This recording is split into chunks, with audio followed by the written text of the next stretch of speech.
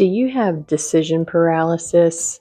Because I do. I'm having a little bit of difficulty making a decision on which wax I'm going to use. This feels like a very, very big, important decision right now, but I realize later on it's gonna be feeling so insignificant.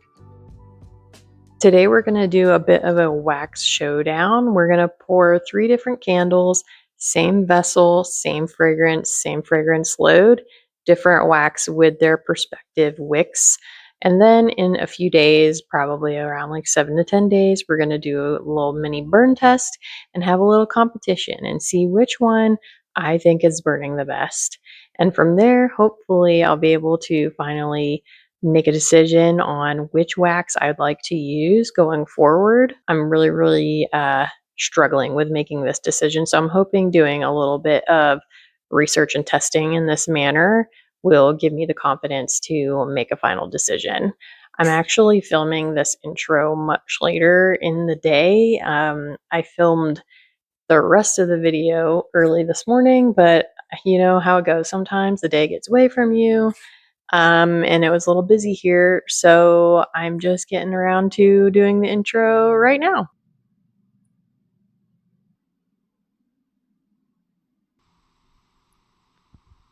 Okay, so let's get going, shall we? I spent some time up here last night getting a couple of things ready to go, so that way I could move along pretty quickly today.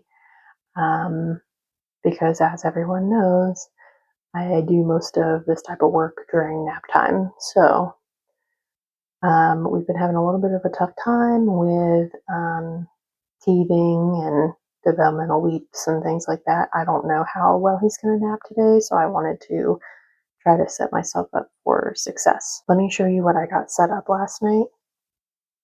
We're going to test 3 different waxes. One of them is going to be a cocoa soy blend, so I went ahead and set that one up with 2 LX12 wicks. I actually think that an LX8 or 10 is going to be better for this size jar. Unfortunately, I don't have any of those, and I'm not going to order them just for this test. I think that this will still be reliable enough, hopefully, to give me the information that I need. So we got 2 LX12s. This jar is a straight-sided glass jar from CandleScience, and it has about a 3-inch diameter. Okay, I've been recording for a few minutes, but just realized reviewing the footage that my audio got cut out.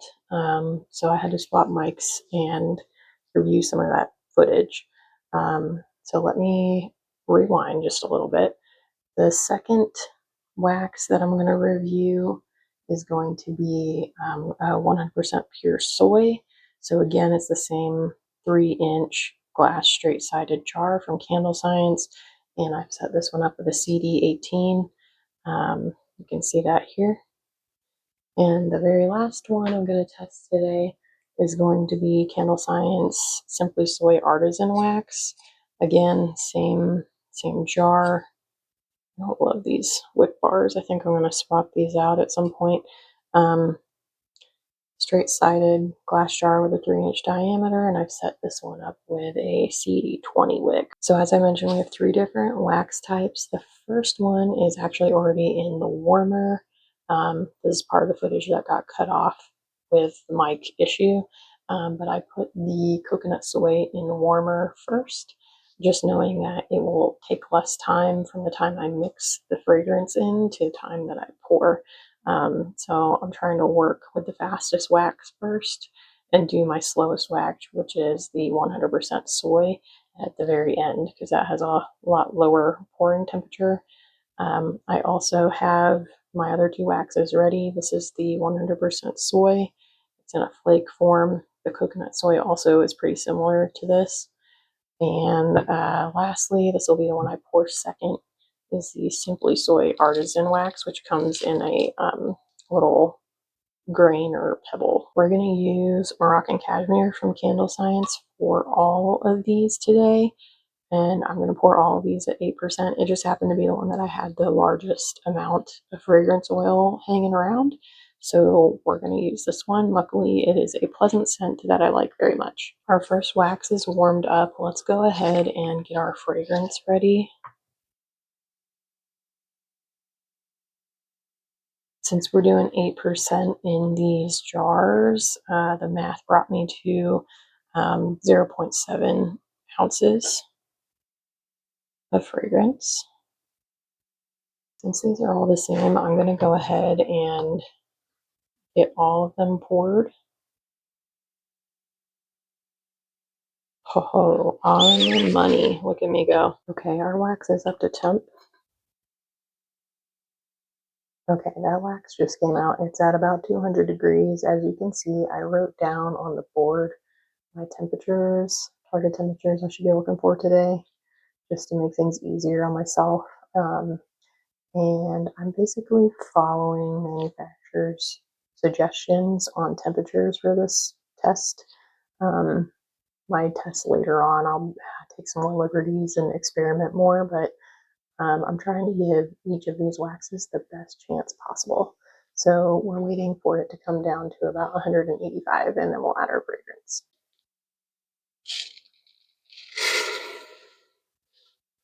Okay, let's get our fragrance added.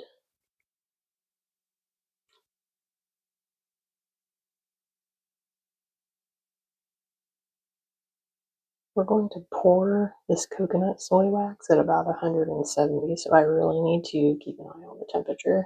All right, let's pour this candle. Okay, while I was working with candle number 1, I had wax number 2 in the melter, so we're going to go ahead and grab our second wax, which is the Simply Soy.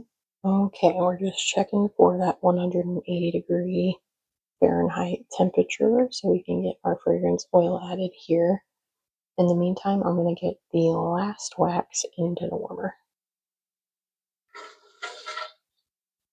We're still sitting at over 200 degrees Fahrenheit on this wax, so we have just a couple of minutes. You may have noticed a change in the lighting.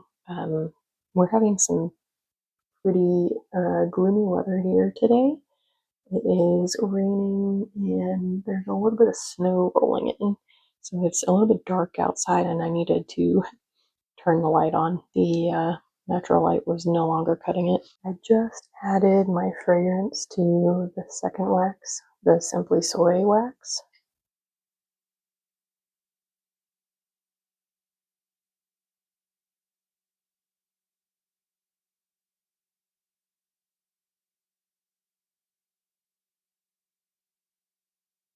Okay, last one. Let's get our 100% soy wax poured off here. For this last wax, which is the 464, we're going to add fragrance at about 185, and we're currently at about 197 degrees. So we're going to wait for a little bit more of a temperature drop, and then we'll get our fragrance added. We are almost done. All right, let's go ahead and add fragrance to our last wax. And while I give this a gentle stir, I also wanted to mention that none of these used wick placement devices this time. Unfortunately, I don't have the wick setters like I do for the other jars I was previously using at this time. I do plan to get them, but I need to understand which wax I'll be using to then understand what wick I will be using before I can order those placement tools. So each of these is at a disadvantage in that area, but I did the best I could to wick these freehand. And the other variable that is constant is that the room temperature is about 71 to 72 degrees. That seemed to work best in the past. So those are two more constants that I wanted to mention. Okay, we're ready to pour our last candle today.